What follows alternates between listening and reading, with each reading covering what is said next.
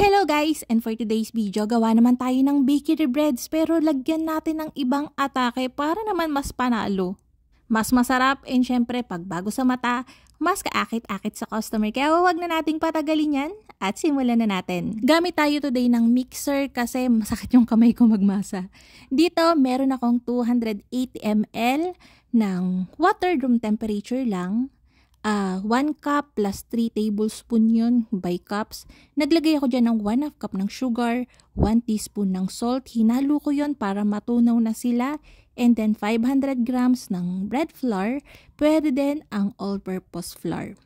2 teaspoon ng instant dry yeast. And then i-mix lang natin yan para pagka minix na natin yan sa mixer, hindi na mapunta kung saan-saan yung mga harina. Imimix natin yan hanggang well combined and medyo smooth na yung ating dough.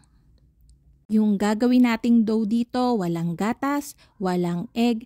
Ito lang talaga yung ginagamit na dough para sa mga regular bread sa bakery. Mura lang kasi yung costing. Tapos nyan, pagka na-mix na natin yung dough, maganda na siya, diba?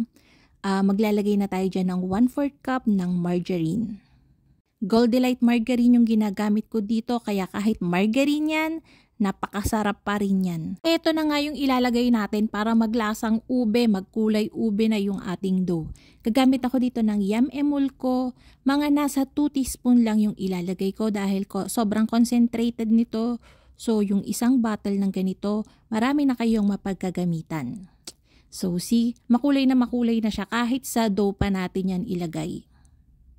And then, imimix natin yan hanggang maging smooth na, glossy na ng kaunti yung ating dough. Dito sa mixer ko, tumagal yung mixing process na to ng nasa 9 to 10 minutes. Simula nung umpisa tayong nag-mix ha. So ayan, kapag ka nakikita nyong hindi na dumidikit sa bowl yung dough and umiikot na lang siya ng umiikot, makinis na, yan, pwedeng-pwede na yan. Pero i-test nyo pa din. Okay, mag-ano kayo, window pane test. Kapag nai-stretch nyo na siya ng bongga, yon, pwede na yon. Kahit pag nag-handmade kayo, ganito lang yung gagawin nyo. Mapapansin nyo yung dough natin medyo malagkit. Pero once na na-rest natin yan ng mga nasa 10 to 15 minutes, hindi na yan masyadong magdididikit. So balutin natin ng plastic and then itabi muna natin. Dito naman tayo sa paggawa ng ating filling ng Spanish bread.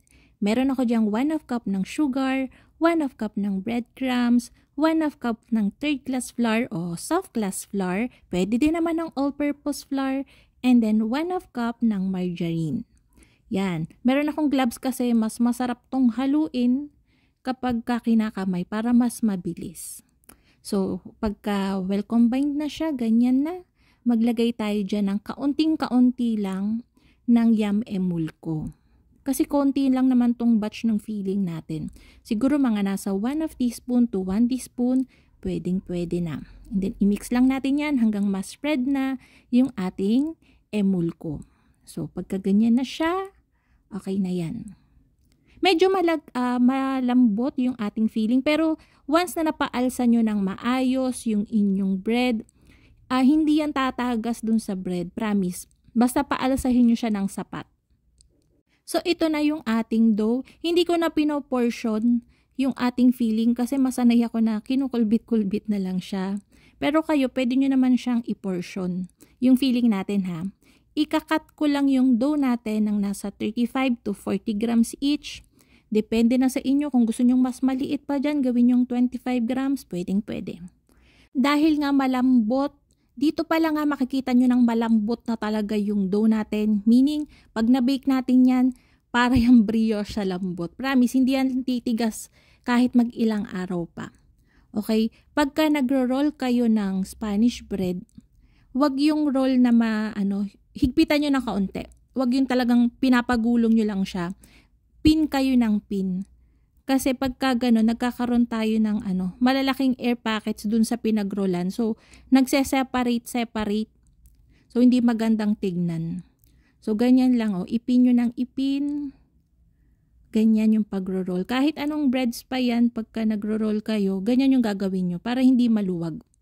So, ayan, Dinip ko nga kagad yan sa breadcrumbs para mas marami yung kapit. And then, papaalsahin natin to ng nasa 1 hanggat 1.5 oras or hanggang halos mag-double na yung kanyang laki.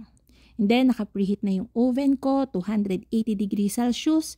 Ibi-bake natin yan for 18 to 22 minutes. And then, ito na yung ating finished product. Malambot, mabango, and syempre masarap. Kaya, kung yan ang mga kalutong tinapay, sana nagustuhan niyo ating video for today. Magkita-kita tayong muli. Ito pong muli ang lutong tinapay. Bye-bye!